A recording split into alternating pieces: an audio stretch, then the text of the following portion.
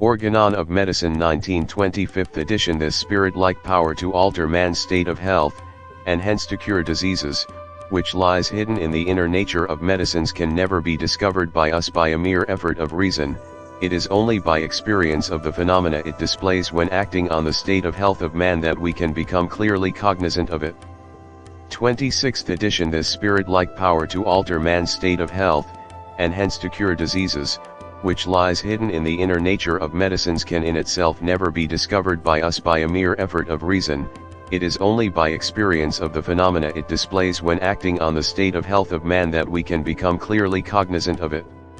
21. Now, as it is undeniable that the curative principle in medicines is not in itself perceptible, and as in pure experiments with medicines conducted by the most accurate observers, nothing can be observed that can constitute them medicines or remedies except that power of causing distinct alterations in the state of health of the human body, and particularly in that of the healthy individual, and of exciting in him various definite morbid symptoms, so it follows that when medicines act as remedies, they can only bring their curative property into play by means of this their power of altering man's state of health by the production of peculiar symptoms, and that, therefore, we have only to rely on the morbid phenomena which the medicines produce in the healthy body as the sole possible revelation of their indwelling curative power, in order to learn what disease-producing power, and at the same time what disease-curing power, each individual medicine possesses. 22 5th edition. But as nothing is to be observed in diseases that must be removed in order to change them into health besides the totality of their signs and symptoms, and likewise medicines can show nothing curative besides their tendency to produce morbid symptoms in healthy persons and to remove them in diseased persons, it follows, on the one hand, that medicines only become remedies and capable of annihilating disease, because the medicinal substance, by exciting certain effects and symptoms, that is to say, by producing a certain artificial morbid state, removes and abrogates the symptoms already present, to wit,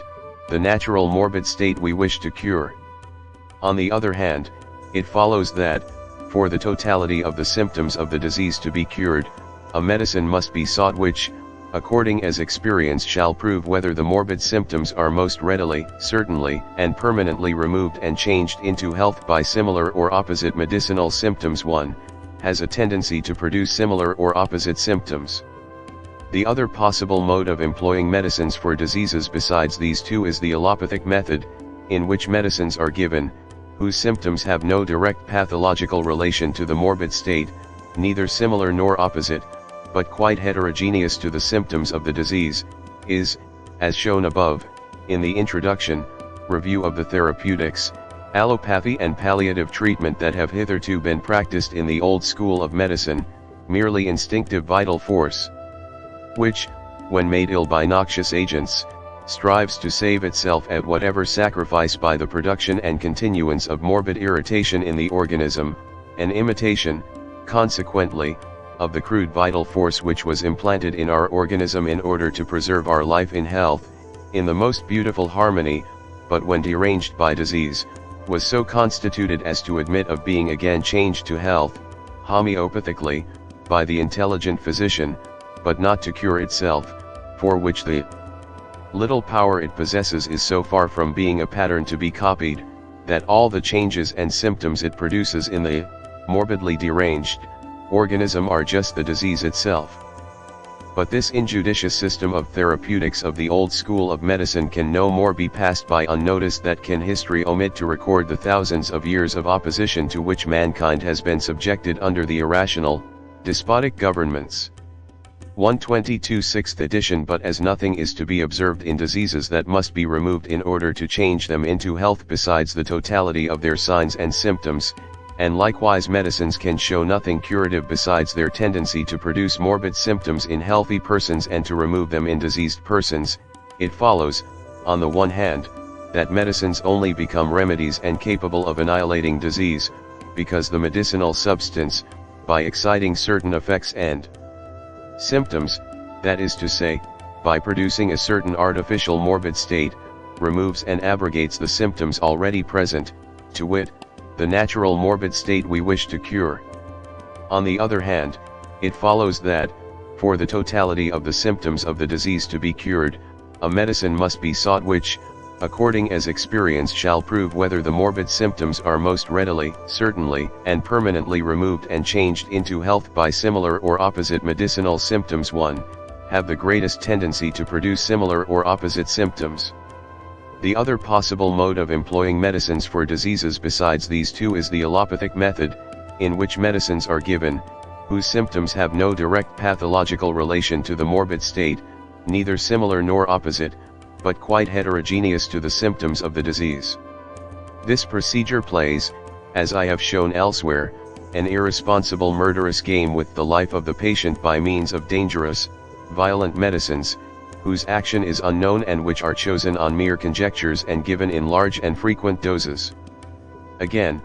by means of painful operations, intended to lead the disease to other regions and taking the strength and vital juices of the patient, through evacuations above and below, sweat or salivation, but especially through squandering the irreplaceable blood, as is done by the reigning routine practice, used blindly and relentlessly, usually with the pretext that the physician should imitate and further the sick nature in its efforts to help itself, without considering how irrational it is, to imitate and further these very imperfect, mostly inappropriate efforts of the instinctive unintelligent vital energy which is implanted in our organism, so long as it is healthy to carry on life in harmonious development, but not to heal itself in disease. For, were it possessed of such a model ability, it would never have allowed the organism to get sick. When made ill by noxious agents, our life principle cannot do anything else than express its depression caused by disturbance of the regularity of its life, by symptoms, by means of which the intelligent physician is asked for aid. If this is not given, it strives to save by increasing the ailment, especially through violent evacuations, no matter what this entails, often with the largest sacrifices or destruction of life itself. 1. For the purpose of cure, the morbidly depressed vital energy possesses so little ability worthy of imitation, since all changes and symptoms produced by it in the organism are the disease itself. What intelligent physician would want to imitate it with the intention to heal if he did not thereby sacrifice his patient? 23. All pure experience, however, and all accurate research convince us that persistent symptoms of disease are far from being removed and annihilated by opposite symptoms of medicines, as in the antipathic, enantiopathic, or palliative method, that, on the contrary, after transient, apparent alleviation, they break forth again, only with increased intensity, and become manifestly aggravated, see 58 to 62 and 69. 24. There remains, therefore, no other mode of employing medicines in diseases that promises to be of service besides the homeopathic, by means of which we seek, for the totality of the symptoms of the case of disease, a medicine which among all medicines, whose pathogenetic effects are known from having been tested in healthy individuals, has the power and the tendency to produce an artificial morbid state most similar to that of the case of disease in question.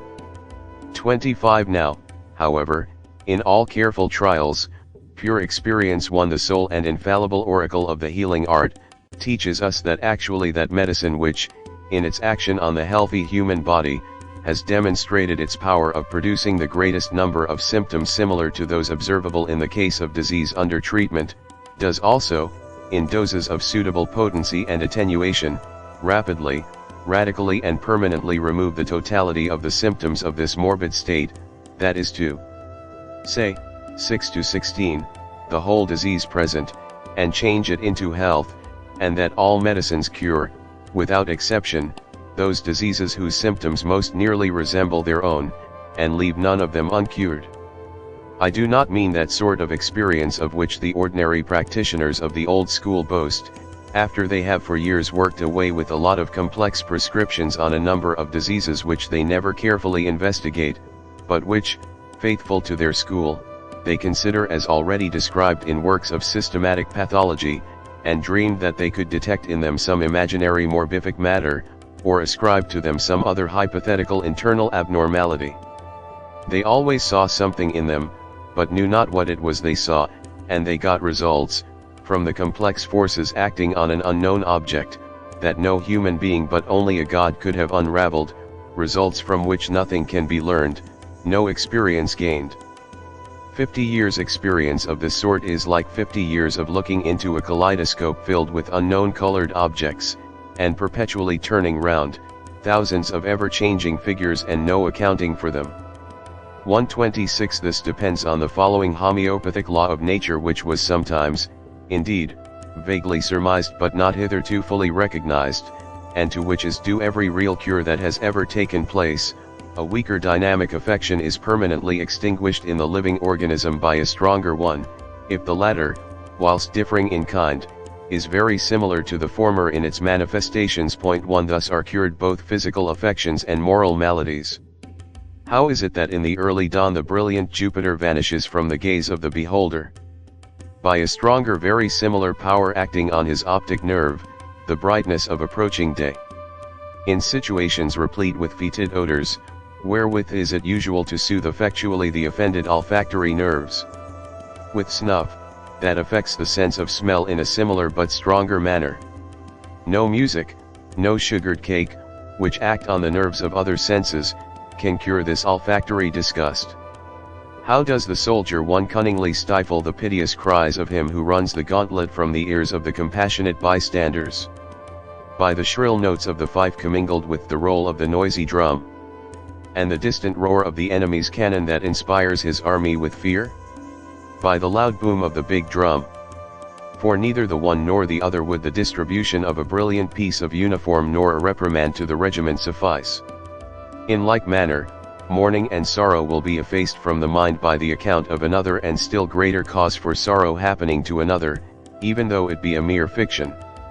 The injurious consequences of too great joy will be removed by drinking coffee, which produces an excessive joyous state of mind. Nations like the Germans, who have for centuries been gradually sinking deeper and deeper in soulless apathy and degrading serfdom, must first be trodden still deeper in the dust by the Western conqueror, until their situation became intolerable, their mean opinion of themselves was thereby overstrained and removed, they again became alive to their dignity as men, and then, for the first time, they raised their heads as Germans. 27 The curative power of medicines, therefore, depends on their symptoms, similar to the disease but superior to it in strength. 12-26, so that each individual case of disease is most surely, radically, rapidly, and permanently annihilated and removed only by a medicine capable of producing, in the human system, in the most similar and complete manner the totality of its symptoms, which at the same time are stronger than the disease. 28 As this natural law of cure manifests itself in every pure experiment and every true observation in the world, the fact is consequently established, it matters little what may be scientific explanation of how it takes place, and I do not attach much importance to the attempts made to explain it. But the following view seems to commend itself as the most probable one, as it is founded on premises derived from experience. 29 5th edition As every disease, not strictly belonging to the domain of surgery, depends only on a peculiar morbid derangement of our vital force in sensations and functions, when a homeopathic cure of the vital force deranged by natural disease is accomplished by the administration of a medicinal agent selected on account of an accurate similarity of symptoms, a somewhat stronger, similar, artificial morbid affection is brought into contact with and, as it were, pushed into the place of the weaker, similar, natural morbid irritation, against which the instinctive vital force, now merely, though in a stronger degree, medicinally diseased, is then compelled to direct an increased amount of energy, but, on account of the shorter duration of the action one of the medicinal agent that now morbidly affects it, the vital force soon overcomes this, and as it was in the first instance relieved from the natural morbid affection, so it is now at last freed from the substituted artificial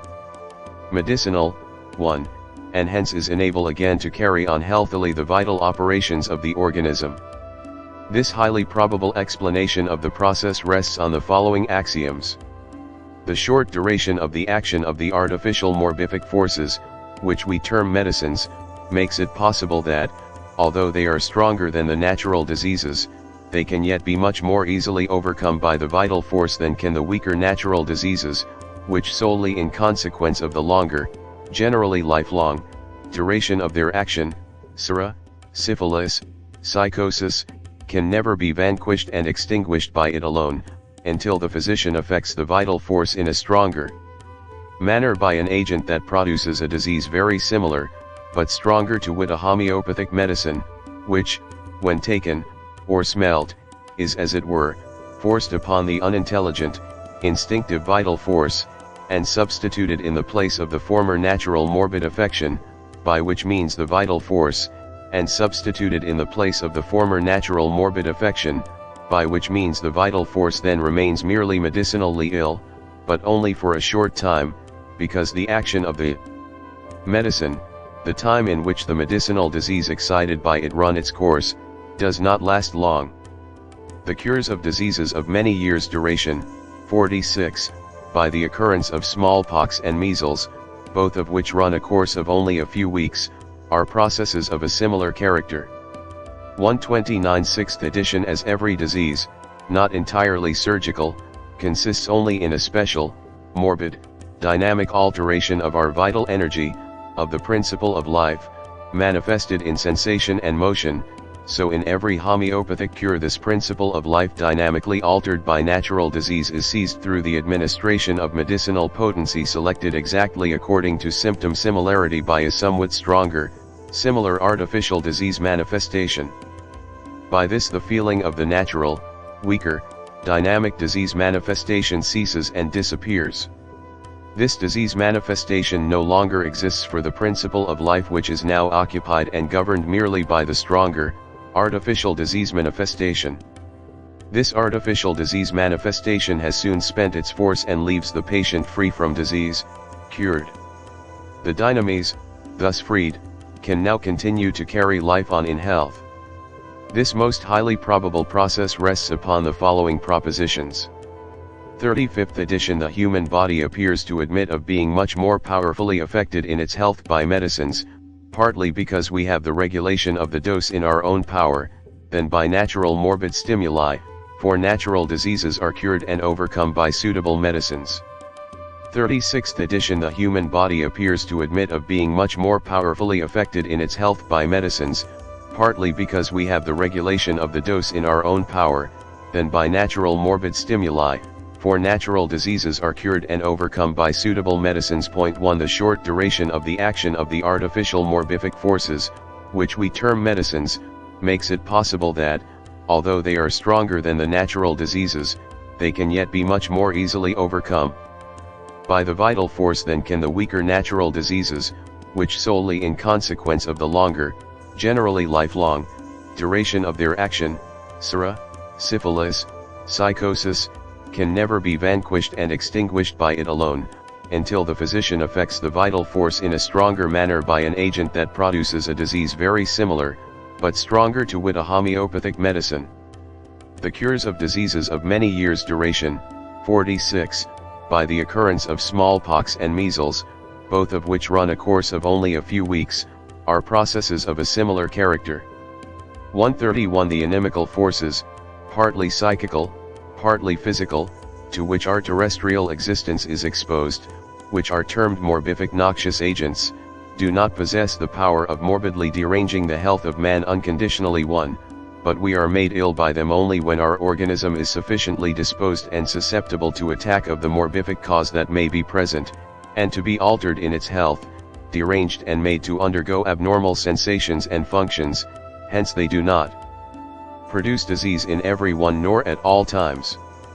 When I call a disease a derangement of man's state of health, I am far from wishing thereby to give a hyperphysical explanation of the internal nature of disease generally, or of any case of disease in particular. It is only intended by this expression to intimate, what it can be proved diseases are not and cannot be, that they are not mechanical or chemical alterations of material substance of the body, and not dependent on a material morbific substance, but that they are merely spirit-like, conceptual, dynamic derangements of the life. 132. But it is quite otherwise with the artificial morbific agents which we term medicines. Every real medicine, namely, acts at all times, under all circumstances, on every living human being, and produces in him its peculiar symptoms, distinctly perceptible, if the dose be large enough, so that evidently every living human organism is liable to be affected, and, as it were, inoculated with the medicinal disease at all times, and absolutely, unconditionally, which, as before said, is by no means the case with the natural diseases. 33. In accordance with this fact, it is undeniably shown by all experience 1 that the living organism is much more disposed and has a greater liability to be acted on, and to have its health deranged by medicinal powers, than by morbific noxious agents and infectious miasms, or, in other words, that the morbific noxious agents possess a power of morbidly deranging man's health that is subordinate and conditional, often very conditional, whilst medicinal agents have an absolute unconditional power, greatly superior to the former. A striking fact in corroboration of this is, that whilst previously to the year 1801, when the smooth scarlatina of Sydenham still occasionally prevailed epidemically among children, it attacked without exception all children who had escaped it in a former epidemic. In a similar epidemic which I witnessed in Königslutter, on the contrary, all the children who took in time a very small dose of belladonna remained unaffected by this highly infectious infantile disease. If medicines can protect from a disease that is raging around, they must possess a vastly superior power of affecting our vital force. 134. 5th edition. The greater strength of the artificial diseases producible by medicines is, however, not the sole cause of their power to cure natural disease. In order that they may effect a cure, it is before all things requisite that they should be capable of producing in the human body an artificial disease as similar as possible to the disease to be cured, in order, by means of this similarity, conjoined with its somewhat greater strength, to substitute themselves for the natural morbid affection, and thereby deprive the latter of all influence upon the vital force. This is so true, that no previously existing disease can be cured, even by nature herself, by the accession of a new dissimilar disease, be it ever so strong, and just as little can it be cured by medical treatment with drugs which are incapable of producing a similar morbid condition in the healthy body. 34. 6th edition. The greater strength of the artificial diseases producible by medicines is, however, not the sole cause of their power to cure natural disease. In order that they may effect a cure, it is before all things requisite that they should be capable of producing in the human body an artificial disease as similar as possible to the disease to be cured, which, with somewhat increased power, transforms to a very similar morbid state the instinctive life principle, which in itself is incapable of any reflection or act of memory. It not only obscures, but extinguishes, and thereby annihilates the derangement caused by the natural disease. This is so true, that no previously existing disease can be cured, even by nature herself, by the accession of a new dissimilar disease, be it ever so strong, and just as little can it be cured by medical treatment with drugs which are incapable of producing a similar morbid condition in the healthy body.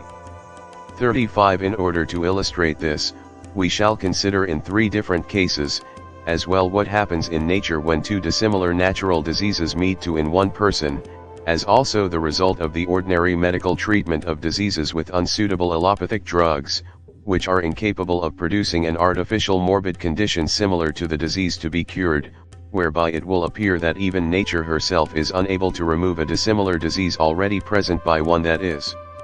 unhomeopathic, even though it be stronger, and just as little is the unhomeopathic employment of even the strongest medicines ever capable of curing any disease whatsoever. 36i. If the 2 dissimilar diseases meeting together in the human being be of equal strength, or still more if the older one be the stronger, the new disease will be repelled by the old one from the body and not allowed to affect it. A patient suffering from a severe chronic disease will not be infected by a moderate autumnal dysentery or other epidemic disease. The plague of the Levant, according to Larry 1, does not break out where scurvy is prevalent, and persons suffering from eczema are not infected by it. Rachitis, Jenner alleges, prevents vaccination from taking effect. Those suffering from pulmonary consumption are not liable to be attacked by epidemic fevers of a not very violent character, according to von Hildenbrand. 1 Memoirs et Observations, in the description de l'Egt, Tom. I-37 5th edition. So, also under ordinary medical treatment, an old chronic disease remains uncured and unaltered if it is treated according to the common allopathic method, that is to say, with medicines that are incapable of producing in healthy individuals a state of health similar to the disease, even though the treatment should last for years and is not of too violent character. This is daily witnessed in practice. It is therefore unnecessary to give any illustrative examples. 37 6th edition. So, also under ordinary medical treatment, an old chronic disease remains uncured and unaltered if it is treated according to the common allopathic method, that is to say, with medicines that are incapable of producing in healthy individuals a state of health similar to the disease, even though the treatment should last for years and is not of too violent character. Point 1. This is daily witnessed in practice. It is therefore unnecessary to give any illustrative examples. But if treated with violent allopathic remedies, other diseases will be formed in its place which are more difficult and dangerous to life. 138-2. Or the new dissimilar disease is the stronger. In this case the disease under which the patient originally labored, being the weaker, will be kept back and suspended by the accession of the stronger one, until the latter shall have run its course or been cured, and then the old one reappears uncured. 2 children affected with a kind of epilepsy remain free from epileptic attacks after infection with ringworm, tinea, but as soon as the eruption on the head was gone the epilepsy returned just as before, as Tulpius 1 observed. The itch, as Scope 2 saw, disappeared on the occurrence of the scurvy, but after the cure of the latter it again broke out. So, also the pulmonary phthisis remained stationary when the patient was attacked by a violent typhus, but went on again after the latter had run its course. Point 3. If mania occur in a consumptive patient, the phthisis with all its symptoms is removed by the former, but if that go off, the phthisis returns immediately and proves fatal. Point 4. When measles and smallpox are prevalent at the same time, and both attack the same child, the measles that had already broken out is generally checked by the smallpox. That came somewhat later, nor does the measles resume its course until after the cure of the smallpox, but it not infrequently happens that the inoculated smallpox is suspended for 4 days by the supervention of the measles, as observed by Mangat 5, after the desquamation of which the smallpox completes its course. Even when the inoculation of the smallpox had taken effect for 6 days, and the measles then broke out, the inflammation of the inoculation remained stationary and the smallpox did not ensue until the measles had completed its regular course of 7 days. Point 6. In an epidemic of measles, that disease attacked many individuals on the 4th or 5th day after the inoculation of smallpox and prevented the development of the smallpox until it had completed its own course, whereupon the smallpox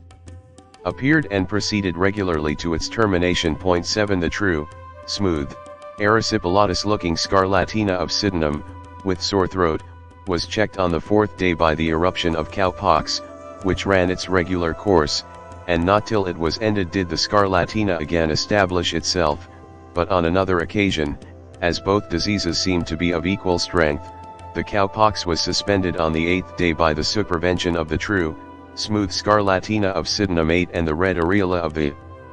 former disappeared until the scarlatina was gone, wherein the cowpox immediately resumed its course, and went on its regular termination. Point 9. The measles suspended the cowpox, on the 8th day, when the cowpox had nearly attained its climax, the measles broke out, the cowpox now remained stationary, and did not resume and complete its course until the desquamation of the measles had taken place, so that on the 16th day it presented the appearance it otherwise would have shown on the